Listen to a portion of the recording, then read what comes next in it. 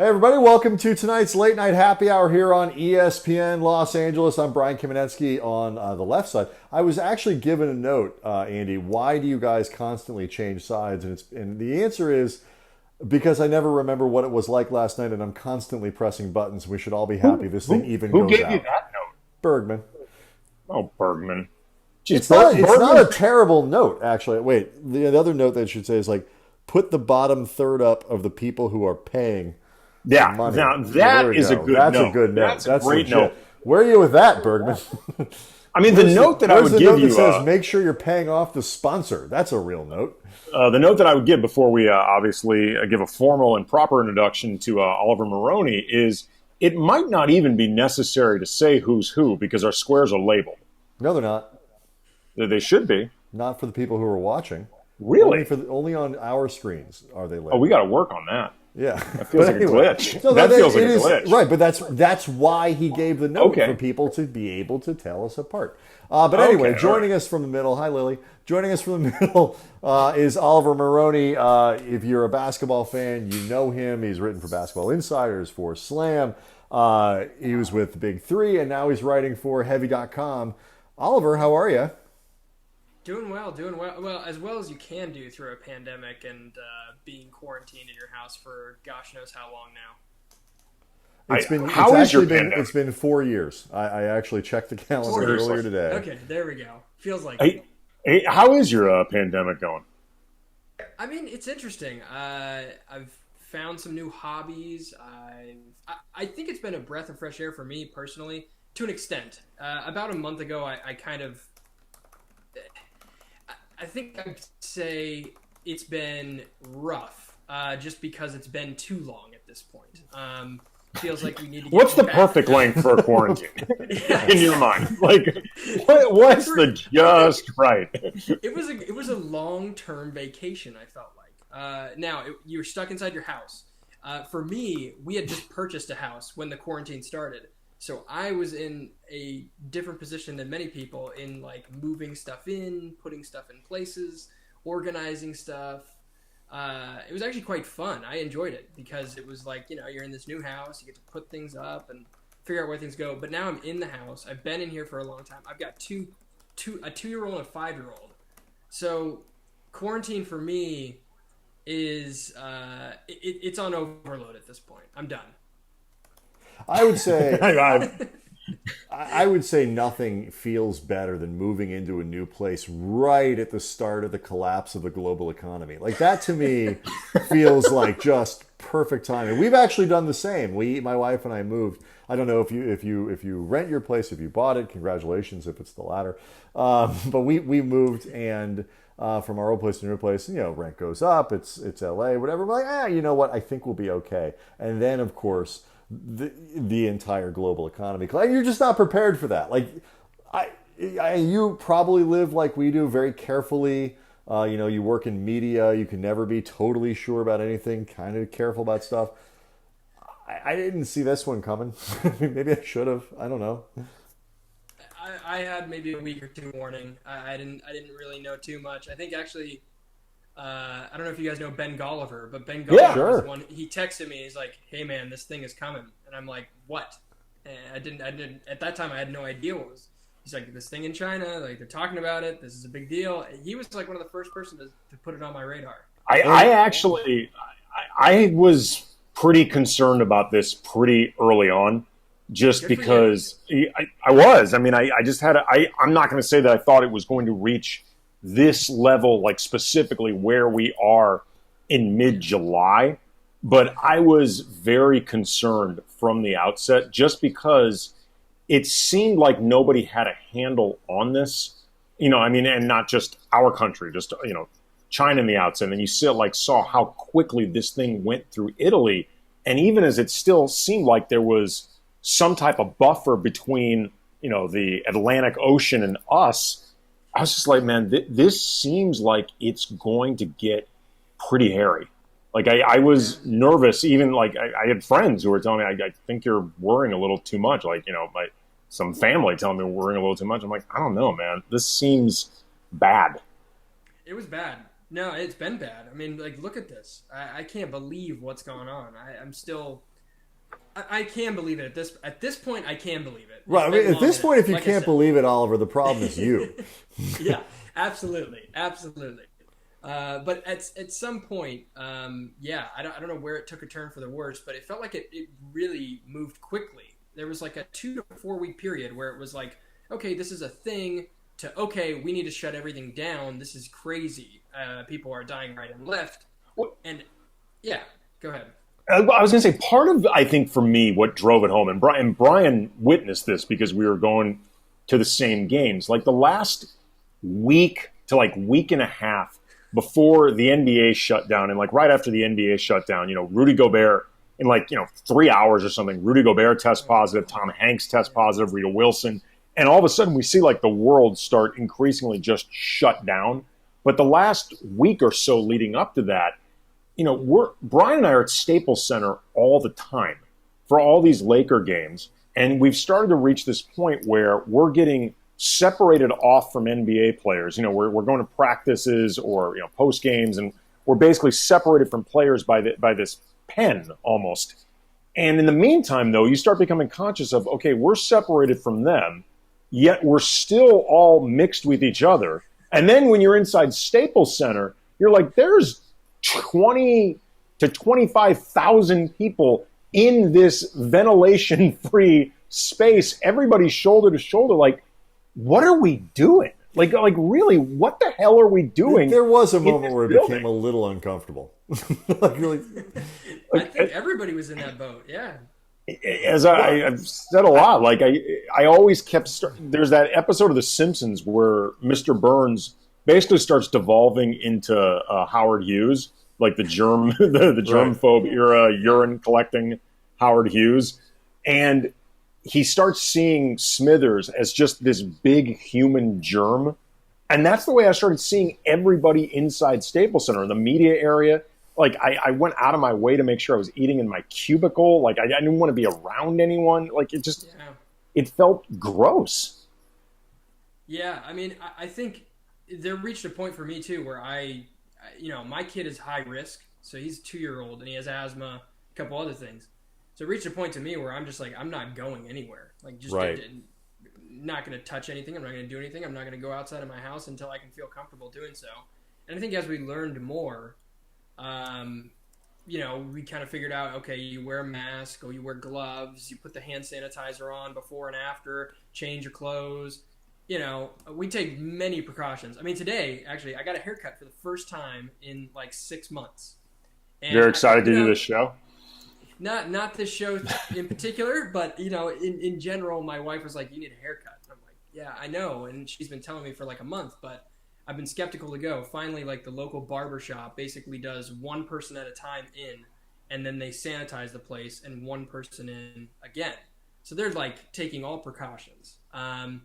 So I finally got a haircut for the first time, but even then, I'm still a little bit panicked about it. I don't know why, but there is a feeling that you just don't know. Panicked about the end result, the look, the way it's laying in terms of the part, or or is it the outing that's got you concerned? Yeah, it's the outing. Okay, because you look great. Absolutely. I mean, it's a fantastic haircut.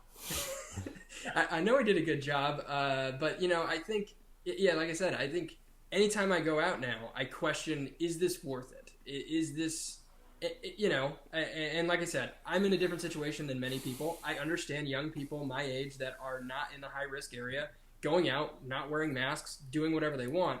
However, everyone needs to understand that if you do not do those things, that you can't be around other people that are in those categories. So that, I think, is the main issue that we have right now. Yeah, I mean, I'll tell you something, Oliver, that something that you probably can do. You sit there like, what can I do? What can't I do? One thing you don't need to do is to leave your house to have liquor delivered to your door. And I don't mean this as an insult, you look like a heavy drinker. Heavy drinker. Like heavy drinker, I didn't say problem, I just said heavy. And so all the liquor that heavy, you need, but it's under control. Right. Totally under control. It's not a value judgment, Oliver. But you can have all of that liquor delivered to your door with vsliquor.com. It is tough out there. I mean, it's a pandemic, people, and it's not getting any better. 50% off if you put sports in the checkout code, vsliquor.com, the easiest way to have liquor delivered right to your door.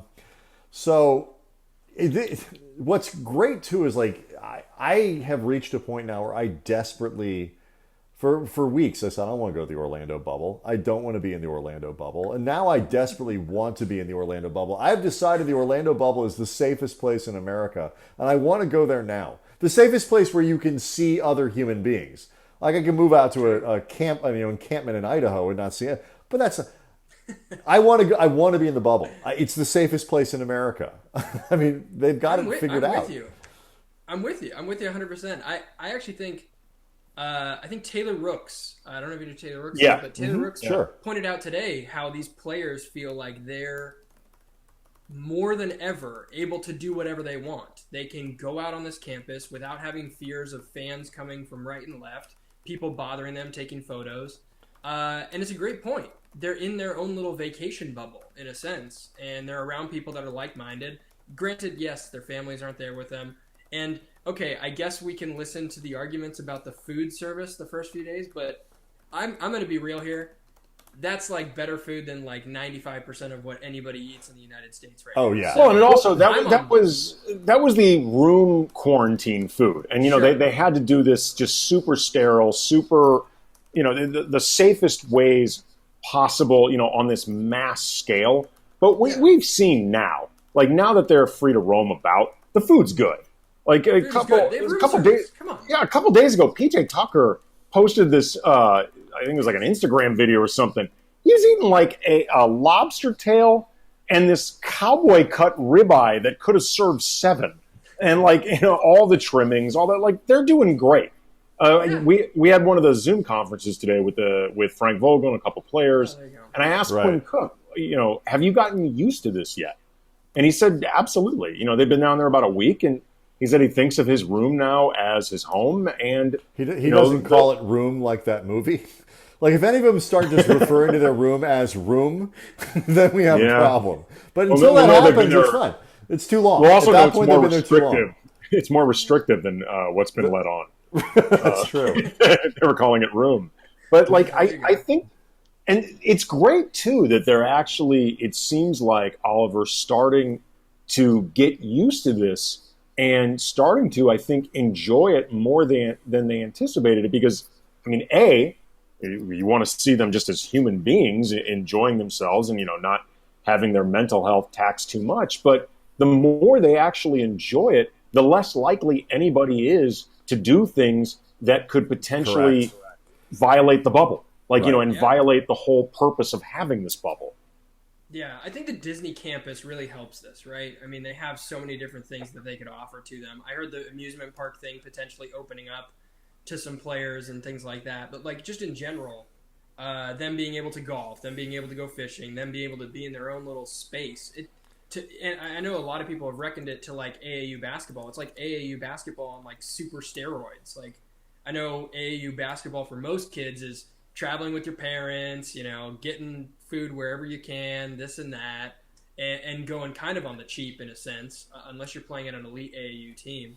And for these players, they're getting, room service, nice rooms. They've got their Wi-Fi, their connections, all their luggage and baggage and whatever they need. I mean, it looks like it's a fun time, and I can't blame them for having fun with it. And it's actually given us great content. I mean, look at for sure, Matisse Tybalt doing these vlogs. I'm like, this is incredible content. Great job. What I think is amazing about this is like this, and you know this, you kind of work in this space and have been around it. Like, you don't need to be a big star anymore. Obviously, everybody wants to see what LeBron posts on IG. Everybody wants to see what Harden does and Westbrook does. But Matisse Thybulle and other guys can come out of this as like household names. Like, people care. People are gonna, if the content is good and interesting, like, they're gonna have massive followings when this is over. Absolutely. It's helping these players a ton, and I think these players are going to start to realize that. I mean, I keep thinking about the fan experience. Like, what does the fan experience even look like anymore? Like, do fans get autographs? Do fans get to meet players at all? Like, it was already a minimum in general at arenas. You have to get there 2 hours before, watch them shoot around, Right. and hope that LeBron comes by you and you get a high five or whatever. And I think about all the kids that are growing up now that are trying to be these people or be inspired by them or whatever. How do they go about doing things? I mean, these vlogs, the idea that you're like living in someone else's life in a sense, or getting the sneak peek inside look on things, I think is a one step in that kind of direction to where maybe players aren't going to need to do as much of that, and maybe there's a digital way of them doing it. Maybe there's Zoom calls like we're doing now, and more people can get on them than ever, and they do them for fans that are season ticket holders or whatever. But there's a lot to kind of unpack in general about this Orlando bubble and then what it means for the future. And I think there's like Andrew Yang, a bunch of people have talked about it, but like the future, this digital age that we were thinking was going to come in the next 10 years has come in the past 3 months.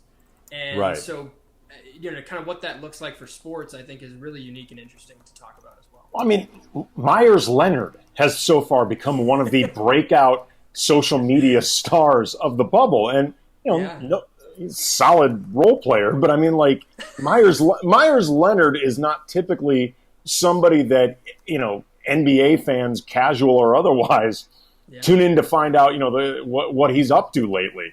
But, you show up to the bubble and within like 48 hours, you're creating shotgunning beer contests. With JJ Redick. I mean, right. Like, and Myers, who knew Myers Leonard had this personality? Like maybe people who've covered him do, but like I never have. I've met him like in passing, but like I had no idea of some of this. And I guarantee there are a lot of NBA fans who had no idea of what his personality's like.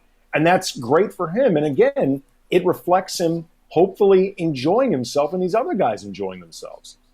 Yeah, I think it's vital that you have that. And I've gotten to know Myers over the years, done some stories on him and talked to him. I mean, he's always had a personality, but he was pretty quiet in Portland for a lot of his time, because a lot of people hated him. I'll be honest.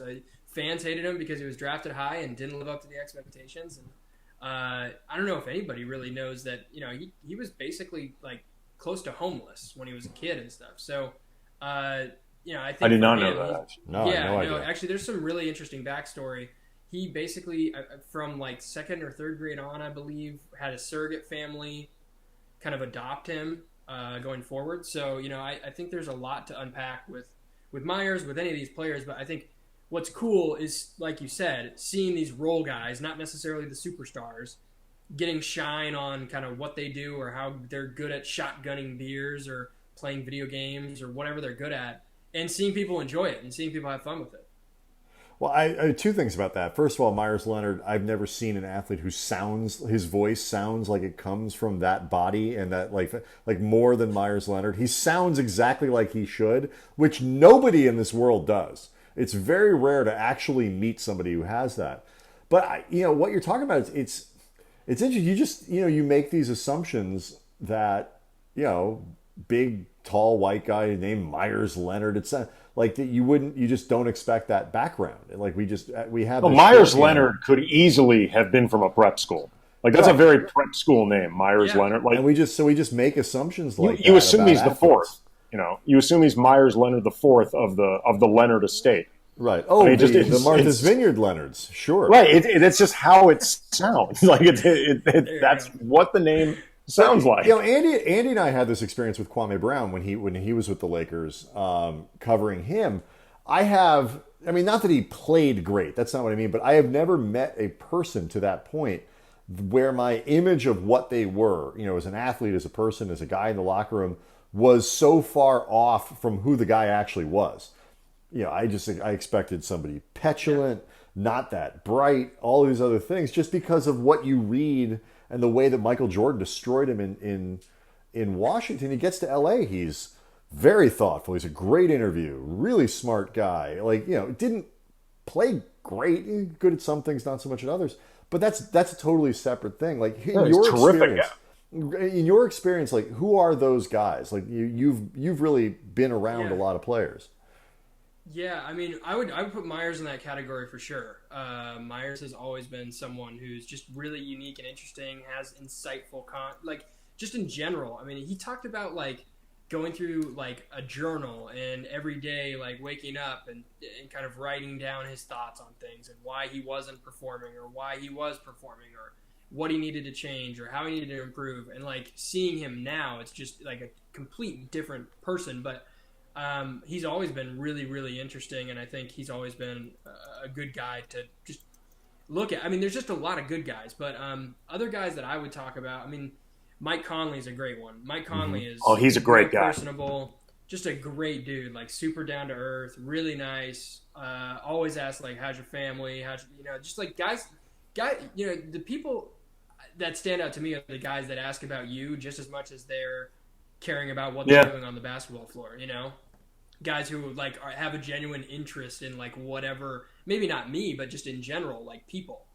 Jared Dudley, one of those guys. Yeah, for sure. Oh yeah. I think another guy that I really, really like, and I spoke with him earlier today too, Corey Maggette is one that really stands out to me. Played for the Clippers, obviously. Yeah, we were around Corey a bit when he was with the Clippers. Just a real stand-up dude, and always keeps his body in great shape, always... It's sickening. It is sickening how much that dude has stayed in shape, like, forever. Like, he's one of those people that looked like that when he was 9. Like, I guarantee it. Like, that guy, other than maybe Andre Iguodala, has there ever been better biceps in the NBA than Corey Maggette? Ooh. He's up there. I mean, he can windmill dunk right now. He's like, 41, 42? And he's had, like, catastrophic injuries. I'll tell you, there's one guy, Andy, who would object to your characterization. It's that fella. That's true. Michael Thompson believes that he has the greatest biceps in NBA history. I don't know though if Michael would actually put his biceps ahead of Corey Maggette, because I've heard him give appreciation. I'll put out a poll whose biceps. We'll just ask him. We'll just ask Michael. Sure, but I'm going to put it. I'm going to put it to people. Do we want to put Mike Bibby in this too? I mean.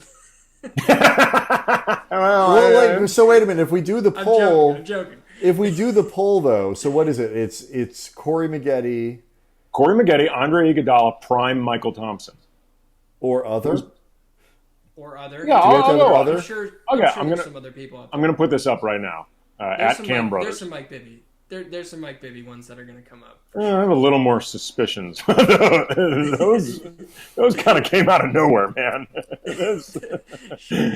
I'm going to need a ruling of some sort on those. Hey, but an explanation. While Andy types up that poll, I'm actually working on something like about this. One of the many side projects. Kids, if you're in college and you want to know what it's like to be a journalist, a member of the media. Today, what it is you have 93 jobs. You say yes to everything because you're terrified of being fired or laid off always. So another one of these side projects is all about kind of what the impact of this moment of coronavirus, of George Floyd and all this on sports and sports marketing and branding and stuff like that. You mentioned kind of like the way that athletes interact with fans as one thing, like really understanding the power of digital media and Zoom calls, whatever it might be. What else, whether it's the game itself or the calendar, whatever it is, do you think we actually come out of this going, oh, you know what, let's keep that? Yeah, I think there's a part of me that says that this whole tournament kind of play-in version sticks.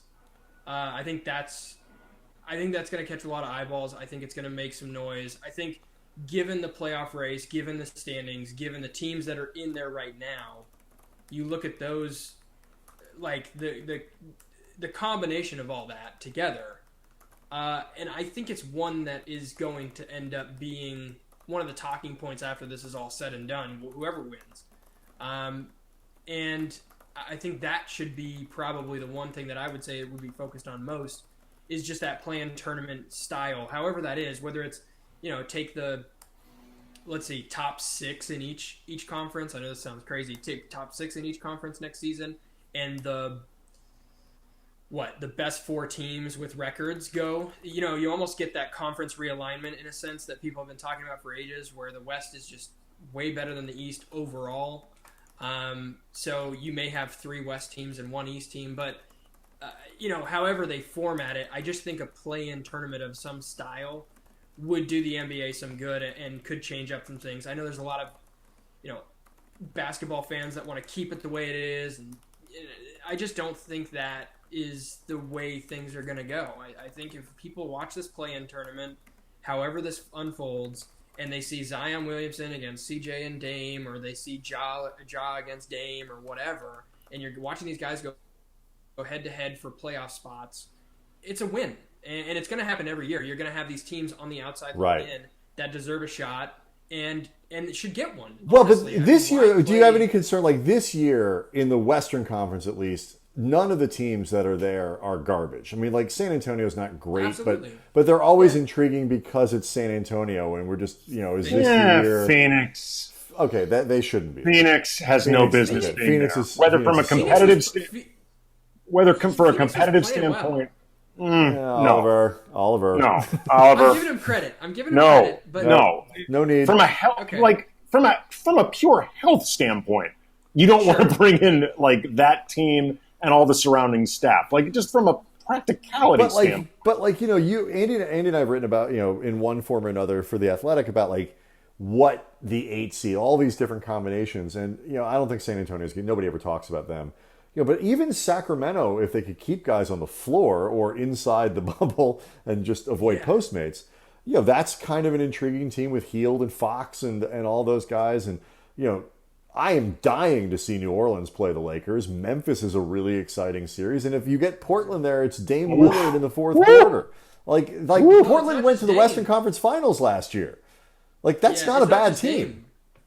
Right. No, it's not. I mean, it's not just Dame. People, I feel like it's on the back burner, but if you look at the starting five that they have when they're bringing back Nurkic and Collins, now that's a huge question mark, and there's asterisks all over the place with those two guys because we haven't seen them play in like a year, basically.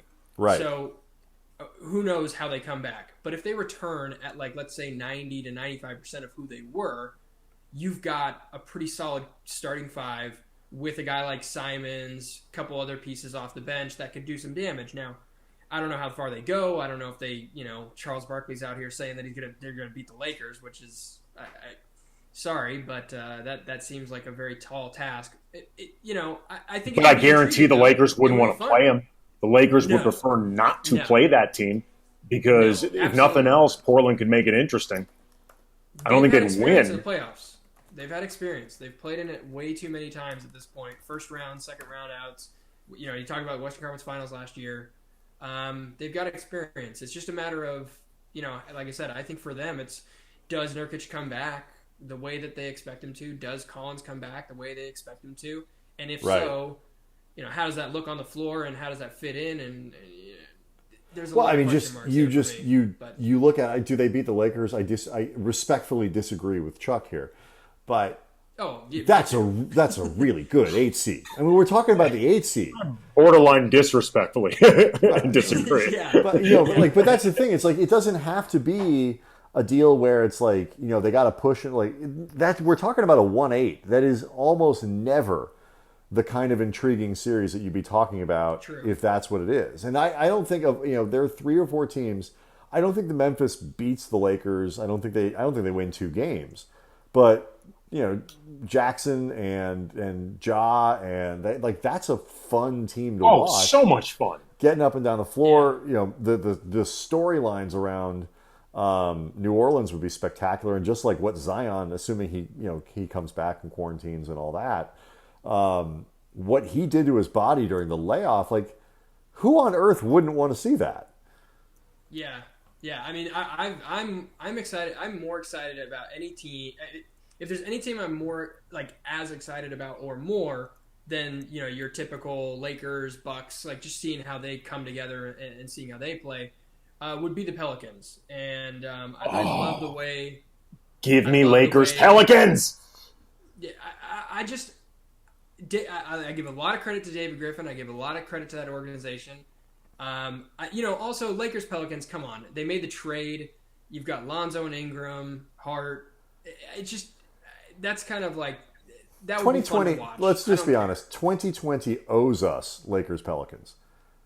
It has been garbage, and that is the least 2020 can do. So is that an indication that they're going to play the Suns? probably. Jeez. You know what would have been really fun is if like this would have been a really great year to try the 1-16 conferenceless standings because now and like if I'm the Bucks and the Lakers and the Clippers, you know, when they get to the league meeting and you vote on these things, I'm like hell bleeping no. Because, you know, especially the Bucks, it's like I got to go from the Magic or the Nets to, you know, Zion Portland. or Portland or like because if you went 1-16 and now you got Orlando and Brooklyn, basically, you know, the team formerly known as the Brooklyn Nets, nobody is playing for them now. Even Michael Beasley, who they signed to replace all the other guys, had to leave. Like he had tested positive, he had to go. So, but that would have been amazing because now you have probably New Orleans and Memphis and Portland all in there. And like just in terms of sheer basketball, that would have been amazing. Do you have any idea why they chose not to do that, given the opportunity? I don't know. I'll be honest. I don't know why they opted not to choose for it. I think, you know, from my understanding is that you don't want to like fully reinvent the wheel. Right. And I think that was probably their fear is just, you know, going back to the drawing board, going 1-16, doing that conference alignment they've talked about for years and you've heard about it. You know, there are going to be some poor matchups in that too. Watching the Brooklyn Nets play, you know, your 1 seed or whatever, either way, it's not going to be fun. I mean, those are going to be some brutal series. They're going to have to pair those with like, you know, your Blazers, Memphis, or your Pelicans, you know, whoever they're playing.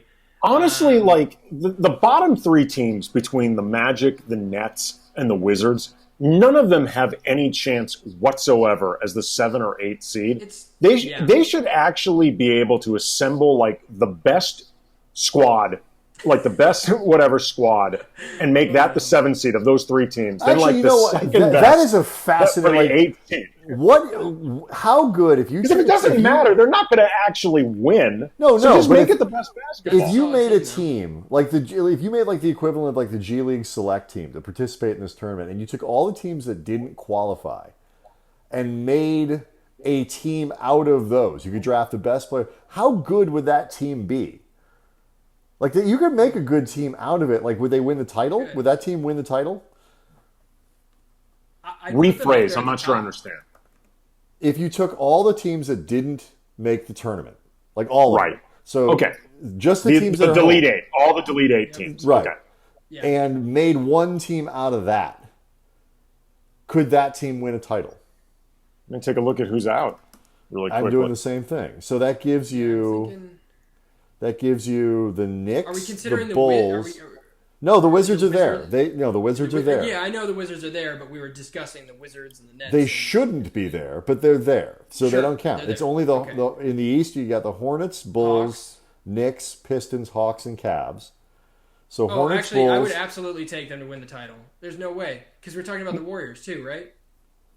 Oh, Yeah. you're right. You're right. Well, I mean, is Clay available? Is it like we got to get some health updates? Right, in the West, all you get is the Timberwolves and Warriors, but that gives you Karl Anthony Towns, Warriors. Steph, Clay, Draymond, and D'Angelo. D'Angelo Russell, Karl Anthony Towns, Eric Pascal. Then you get solid. So in the there is not much. You there could is put not Trey. much You could put Trey on there. Trey Young. Trey Young. John Collins probably. Yeah, if Blake a Cam if, Reddish or a if Blake Griffin's healthy enough, like Blake. Blake? I mean, No. if Blake Blake Griffin's on coming the off your bench, Okay, where do you sit on Drummond? Because he's obviously pretty polarizing, I don't- but he's all right. He'd make he's this fine. He'd make the team. He's make this team. I don't know where he plays. Like I don't know how that works. And you probably just put him on as your second unit, right? Because you have Karl Right. Towns. Zach LaVine. But he's a solid backup. Like anybody who can get a double off the bench, like which I would consider Drummond one of those people. Solid player. It's just the salary. Right. That's the problem. this team's winning a championship. I fully Absolutely admit when I championship. asked the question, I completely forgot about the Warriors. And I forgot that you get Steph, theoretically Clay, you definitely get Draymond, The question becomes, if you take the Warriors away and you can't have Steph and Clay and those guys because they're not winning a championship. Right, now They're you're not winning a choosing. championship. Now it's Karl Anthony Towns, Zach LaVine, a Nick, I suppose. Like Julius Randle, maybe you put on that team. RJ Barrett. Randle would make maybe. this team. Maybe I'd Barrett. put RJ Barrett on the team. I'd put RJ Barrett on the team. That was an interesting idea until that. Yeah, A healthy Blake Griffin. I was on to something and then I wasn't. Is basically what it comes down. You put Luke Kennard on this team, although is he hurt? There you go. I don't remember. It's tough to keep health updates on teams that aren't in the playoffs anymore. Oh wow! Yeah, interesting point. Harrison Fagan from Silver Screen and Roll points out that Michael Thompson himself once posted, "All men should have Andre Iguodala arms." So we've gotten a lot of votes, by the way, for other David Robinson. He could win. Those were some guns, man. Those were some serious guns. But Michael will be very pleased. He is currently, like, if this were like a Georgia primary where somebody's got to carry the majority to avoid having a runoff, Michael is winning. He's at 53%. Now, granted, wow. Our Twitter following is probably pretty slanted towards Michael, and the other people who are tweeting this out are literally the radio station he works for, and we carry Laker games. It's a home court advantage, but still, I mean, this is democracy. Derek Fisher. Where's Corey at? Nowhere? Corey is at 25. He's running second. That's actually, considering the following, and where where the fan, the loyalties lie. The loyalty, yeah, exactly. Not bad. Okay, question I wanted someone just tweeted to us, David Boston, the NFL player. Oh my God! I don't even need to see the picture. I remember David Boston, and oh my God, he was jacked. Do we have bibbies coming in here? I'm waiting for the Mike bibbies. I think people are going to need a ruling on Mike Bibby, and they're going to need just a little bit of explanation with that. I wanted to ask both of you guys. I'm sure you heard the story about Jimmy Butler drawing the phone call about the dribbling in his room. He was just dribbling and dribbling and dribbling, and somebody complained, and security went up there to find out what the noise was, and it was Jimmy Butler doing a workout in his room. And this is during a time when people are talking about snitch line protocol, and should there even be a snitch hotline? I actually am in favor of it. I believe if you're going to be doing this, like if you're going to bother doing this, you need to do things to protect it. What is the proper hour to be dribbling in your room? Like, how late can you go before nobody can complain that you called security? Right. And do we know who has the floor below the Miami Heat? That's the other question. Yeah, I mean, I think there's two questions here, because really what you're asking is, how loud is it in the other rooms? Because that, to me, plays a big part in this. If you're downstairs and you can hear the basketball very clearly and it's echoing, and it's like 10:30, 11 at night, I think at some point after that you have to call it quits and you have to call it in. But I think if it's not that loud, turn some white noise on and go to bed. I think that's where we've all seen Jimmy Butler dribble. I guarantee it's loud. It's loud. That guy pounds the ball. Yeah. He's not a soft dribbler. Nothing about Jimmy Butler is soft. 11 p.m. is where I go with that. Yeah, people are talking like that this is like pandemic bubble snitching. If I'm staying in a hotel and there's a dude dribbling a basketball above me at midnight, I'm also going to call the front desk. I don't have a snitch line. That's just calling the front desk. I didn't pay for that at the hotel. Where do you come down on the hotline being used for shenanigans or shenanigans generally? Like NBA Twitter was very into the question that was being asked today on Reddit about what happens if somebody like kidnaps LeBron and throws him over the line. Now, of course, like in the hypothetical there, it was the Lopez twins. And Milwaukee wouldn't send two players that are that important. But like just generally, you hire someone, whatever it might be, like what would happen? Like he didn't try to cross it, but he went over the line. Does he have to go back into quarantine? I mean, you'd think that they'd have to abide by the rules, but at the same time, it's LeBron. Like, we kind of saw what they did with the Zion thing, right? He left the bubble, and then people were saying 10 days initially, and it is 10 days, but it's like 4 days before he can fly back, and then another. It's 4 days if he's tested every day while he's gone. Bingo. Yeah. I don't know. The whole thing seems like there's a little bit of flexibility here, right? And I think if we're talking about the Reddit thing, absolutely, he gets a pass. Come back in. Maybe quarantine for a day. Make sure that you don't have. I mean, like, I don't know where they're dropping him either. Like, where are they throwing him? Like, just over the border.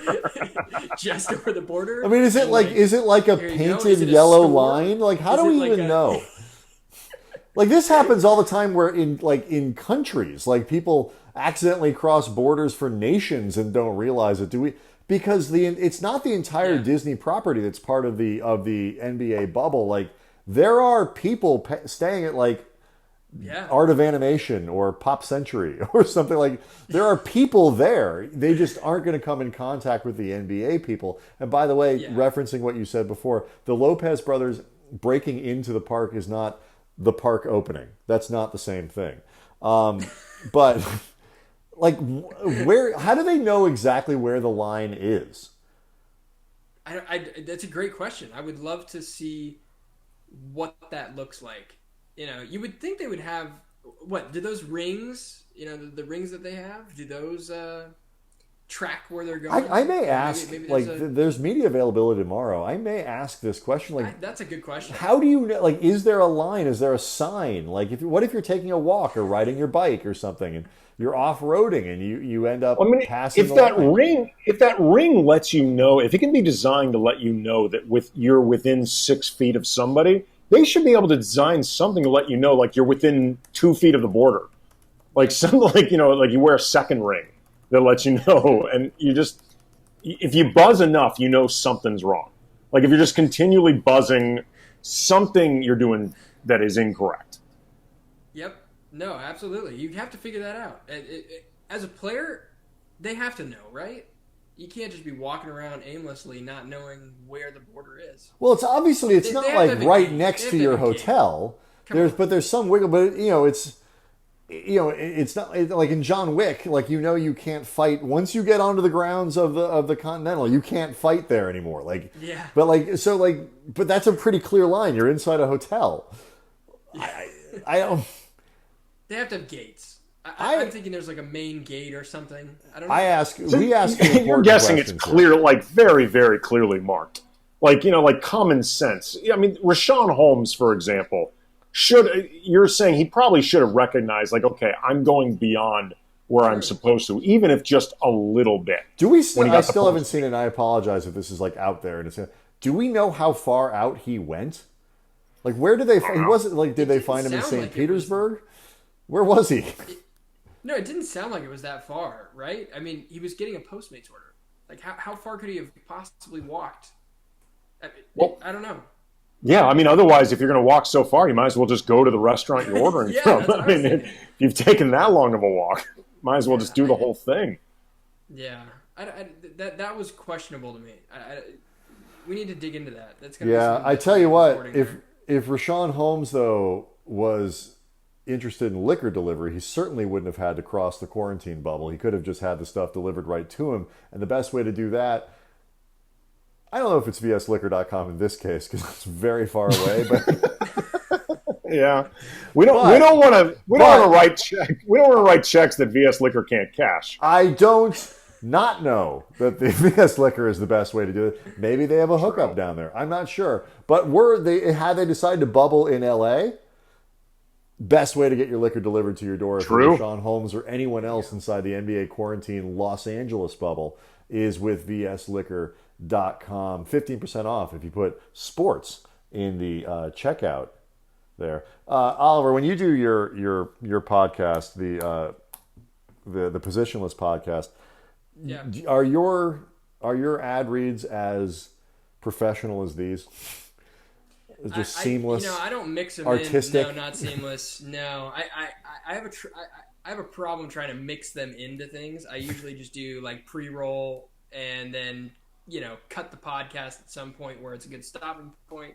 Say here's my next one, and then go to the end. That's the key, Oliver, to doing it as well as we do is don't worry about whether or not it makes sense. Right. Like if it feels There good, you just do it. Yeah.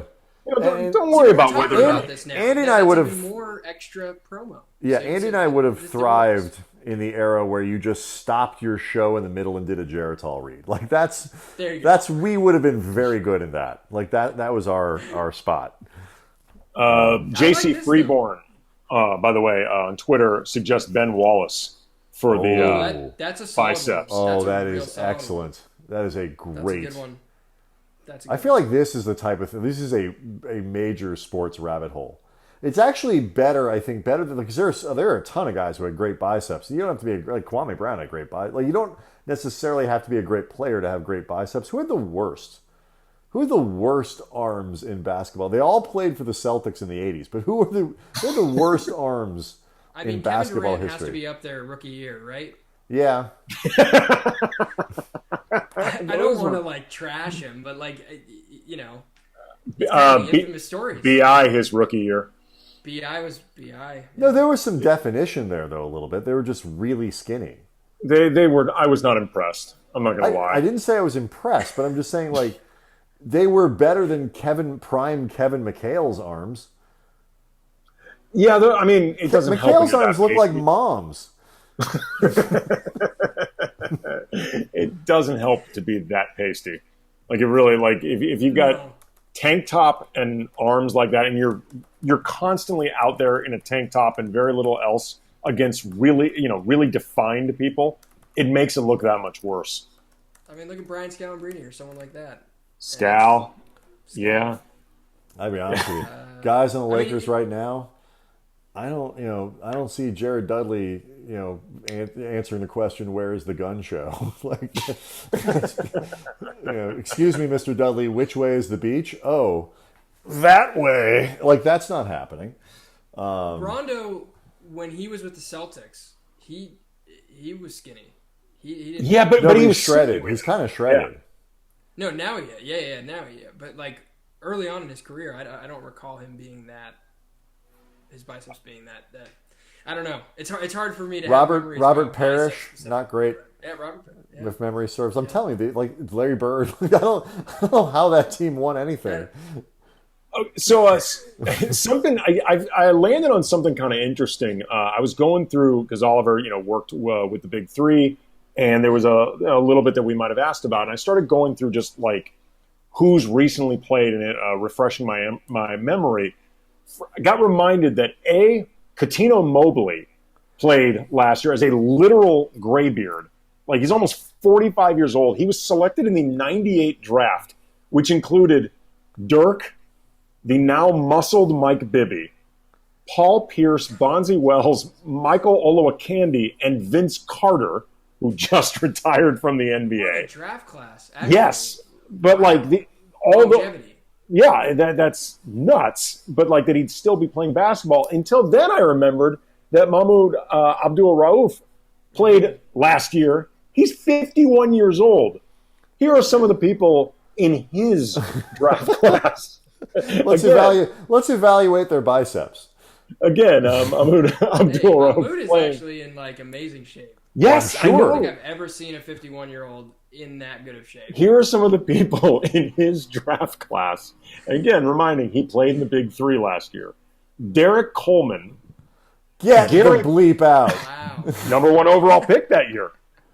Gary Payton, who coached in the Big Three. Yeah, that was an interesting dynamic too. Dennis Scott, Eldon Campbell, Sed Zabalas, Antonio Davis, Kendall Gill. Those are the guys in Abdul Rauf's class. Again, he played last year. He's 51 years old now. And then the other thing, in going through players, one of them that was in there last year, I was reminded, is Joe Johnson. And there was two things that came up with Johnson. First, in reading his bio, this sentence made me laugh. Johnson is known for his ISO scoring ability. That's true. Really? Sure You think so, doctor? But then the other thing it kind of hit me that Joe Johnson might be the ultimate Hall of Very Good player.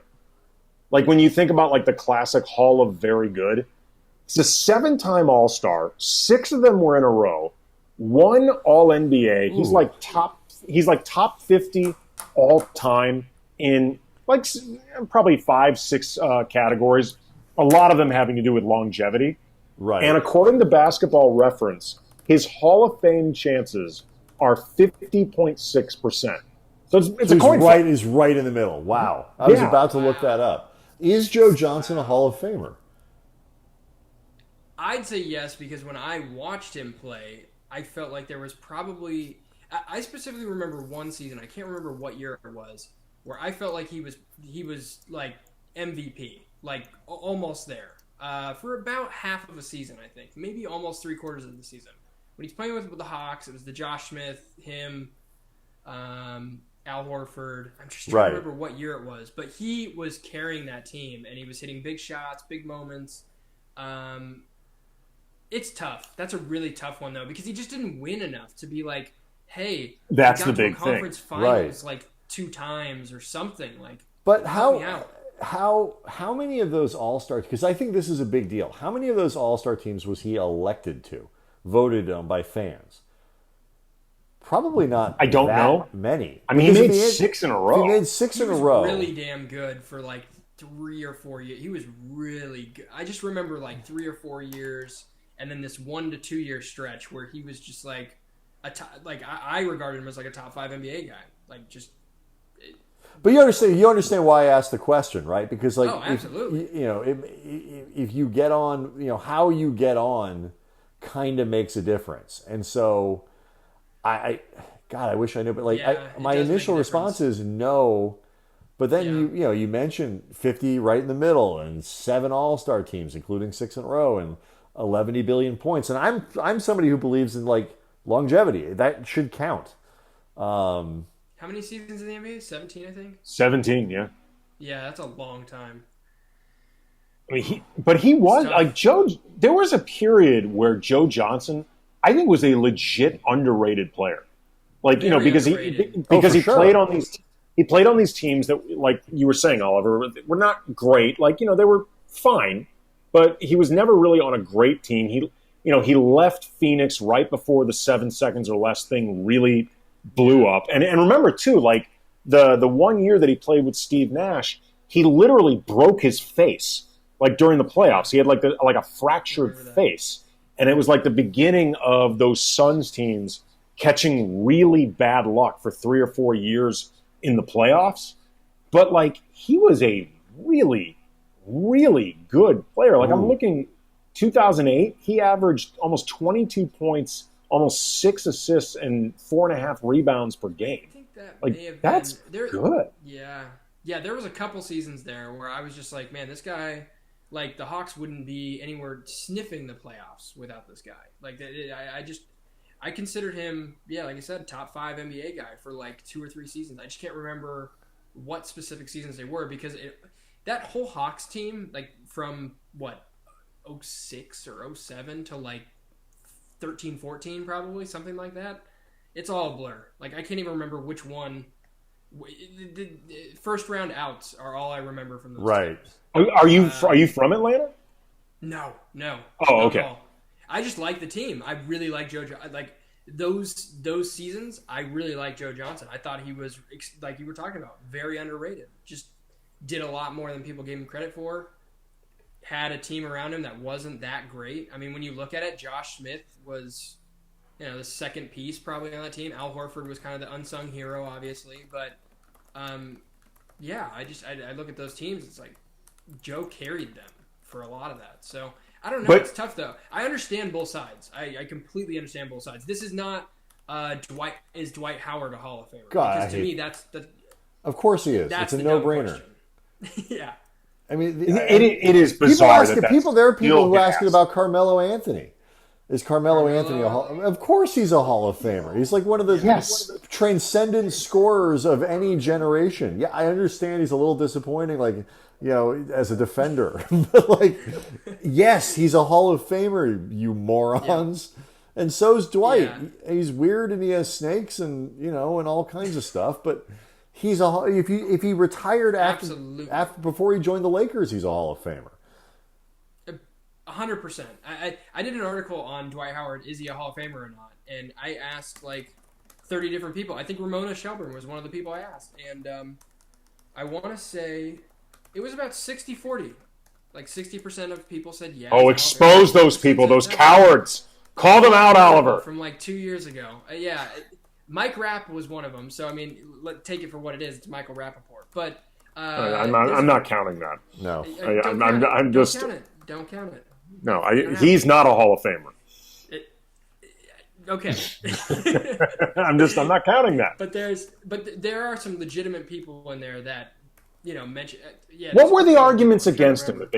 The arguments against Dwight. What were they? He's a goofball. The arguments that I remember was that he was they're not really related to his statistical or like playoff performances or anything like that. It was more or less on like he requested a trade, like the personal stuff, like outside of like him playing basketball, which to me, like as long as you haven't done something like criminally crazy, basketball should be all that you're judged on in the Hall of Fame. Like there really shouldn't be a question about, oh, I asked for a trade or I wanted to go here or whatever. I went somewhere else for free agency. I bailed on the Orlando Magic, whatever the case may be. Those are not arguments to me. No, that was a lot of it. The issue with Dwight is, I mean, he was a Hall of Famer, period. I mean, there was a period where he was the best defensive player in the league who was still the first option on a team. Yeah. Like, the team that he took to the finals, that year against the Lakers, they were good, but they weren't incredible. He did not have a ton around him in terms of help. I mean, they were solid pieces, but like to me, it was never in question whether or not Dwight was a Hall of Famer. You'd just be sitting there going, how did this Hall of Fame career end the way it did? Like, how did that happen? But it wouldn't take away from the fact that he's a Hall of Famer. Here's one thing to think about with that, though. I think Dwight, if we talk about the eras going from the big man to this like pace and space, quick style of offense, Dwight Howard is that pinnacle timeline moment. Mm-hmm. He was in the very middle of it, in my opinion. Like, I think the 2011 Mavs were kind of the first iteration. Then you hit the Warriors after that.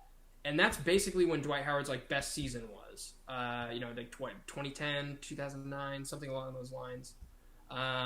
So when you look at it, I think he is like the timeline for the change and evolution of like the big man in the NBA. Right. He's at that fascinating point where like, you can literally just watch the game pass him by. Like just the style, like just, it's not his fault. It's not anything he's doing wrong. Well, I mean, he resisted. We're not doing it that way anymore. Well, I mean, there was a period where he resisted him. And that year, the first year we covered him with the Lakers. I mean, he resisted the idea of playing pick and roll. I mean, with the best pick and roll point guard, maybe like in history, or certainly up there with certainly of his generation with Nash. And Dwight was statistically the best roll man in the league by a massive margin.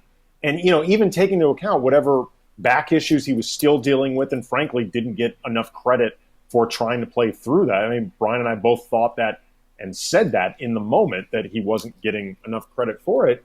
He also allowed people like Shaq, saying that he should, park his ass down in the post and, he needed to demand the ball. And, the work that he did, to his credit, with Hakeem Olajuwon, like working on those post moves, he, I think, bucked up against A, the way the league was going, and B, his best strengths. But none of this changes the fact that he's Hall of Famer. Like, I don't see how you can argue otherwise.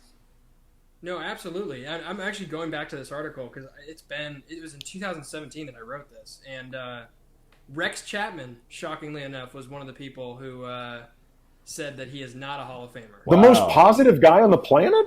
Now, is that a block or a charge saying Dwight isn't a Hall of Famer? That's a good question.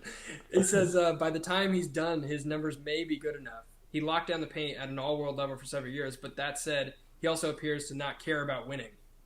So, See, okay. Nor does he care about being held accountable. His motor isn't anywhere near Hall of Fame level. My opinion, as of today, he's not a Hall of Famer.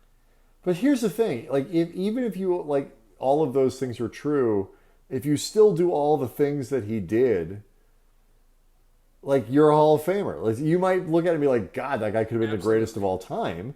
But he's tall enough. He wasted a lot of potential. He could have been one of the greatest Hall of Famers ever, but now he's just like a regular Hall of Famer. Like, that's enough. By the way, Michael Thompson has weighed in on the poll. Oh boy, here we go. Prime Michael still leading. Hey, he's got Maggette too.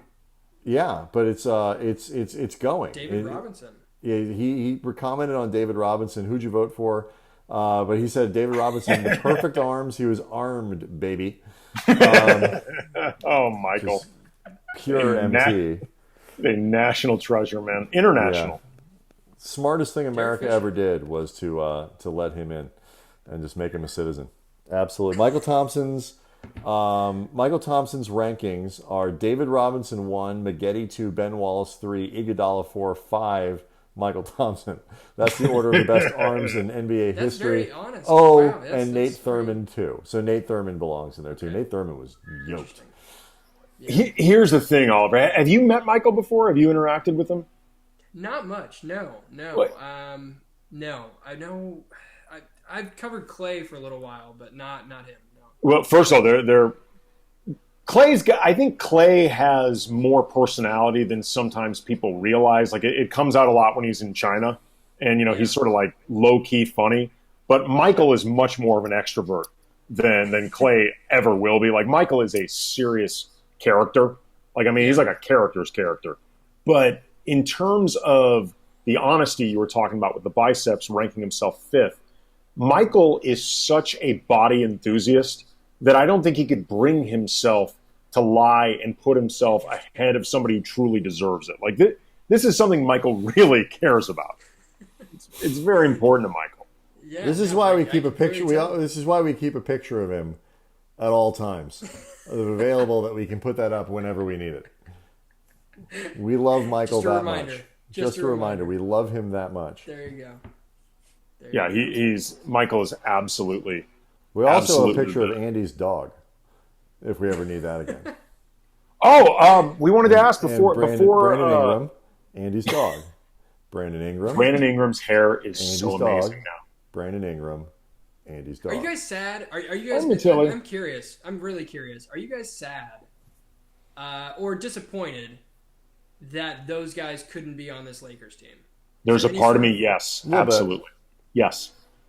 The Lakers made the correct move. I'm not criticizing what they did. That being said, that group was extremely likable. The Randall, Ingram, Lonzo, Josh Hart, Kuz, still with the team. Nance, obviously they're not all going to stay, but that young core was really likable together. And there's something about truly growing a group that's really satisfying, I think, from a fan perspective, or just if you're somebody who's around it all the time and you hopefully get to see it grow from the ground up, and you get to see hopefully special careers blossom together. Did this group have enough talent collectively to make it work? I don't know. I mean, they never had a lot of structure, and I think together they never had quite the right coach or setting for them.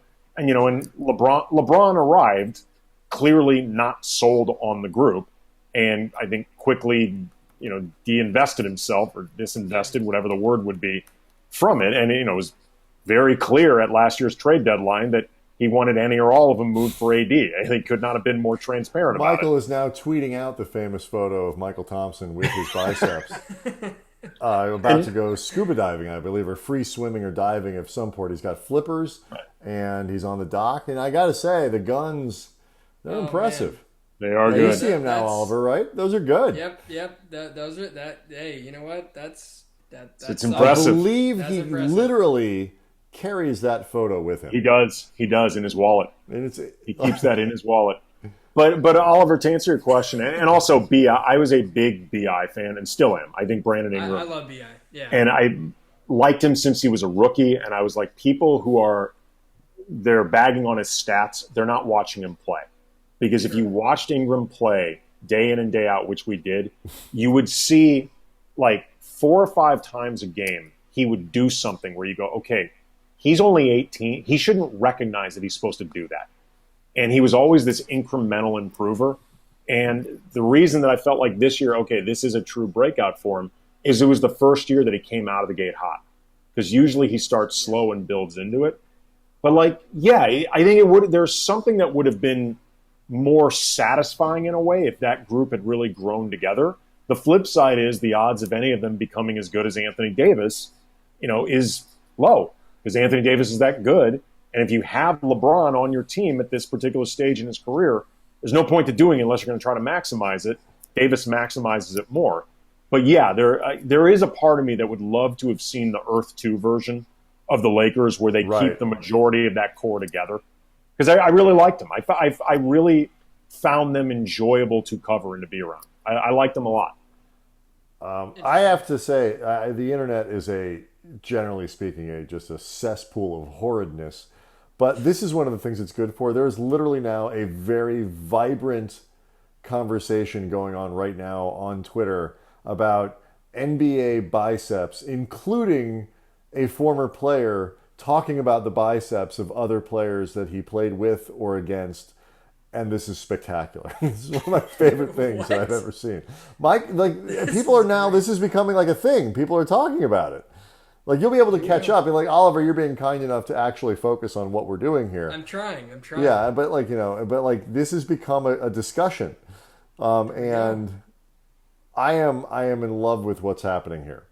Really quick, Oliver, because we only have a few minutes left. I wanted to make sure you had an opportunity to talk about you've got a piece coming out for Heavy, I believe, about Kobe and Corey Maggette.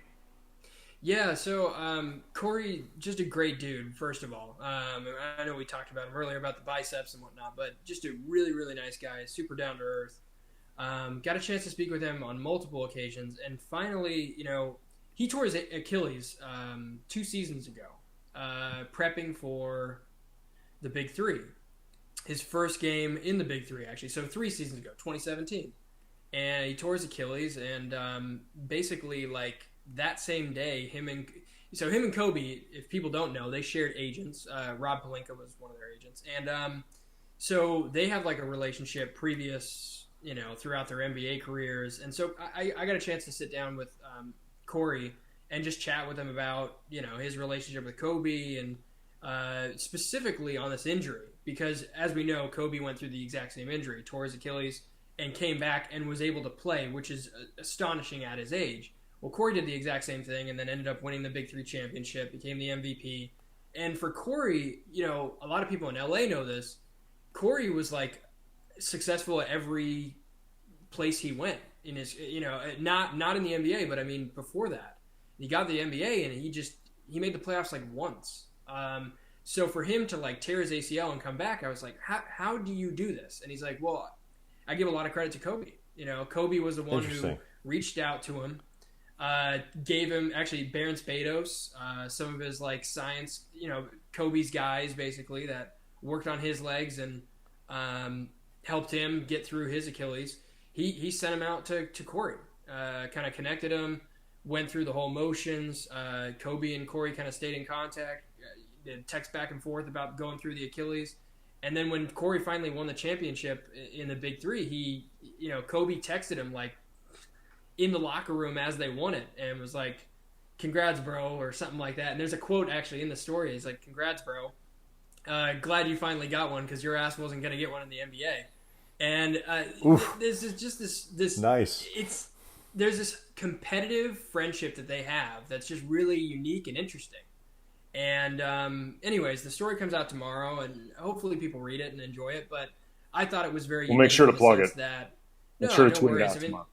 Yeah, I just think it's really cool when people, like a Kobe, and he even says it.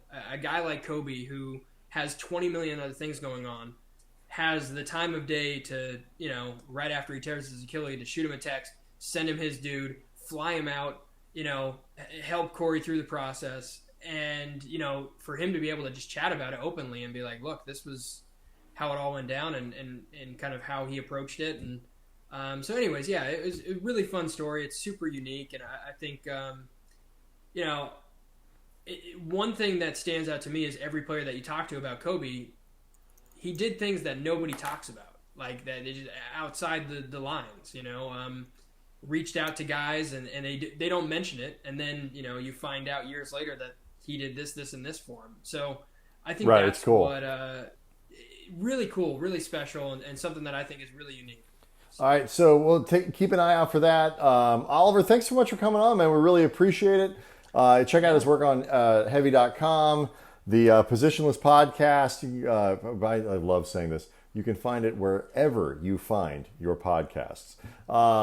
And yeah, tomorrow night, Andy Bernstein, legendary NBA photographer. Yeah, so that'll be a lot of fun. We're looking forward to talking with Andy. Got some people lined up for next week. It's going to be fun. Oliver, thanks a lot, man. We appreciate it. Thanks, Oliver. Absolutely. VSLeaker.com.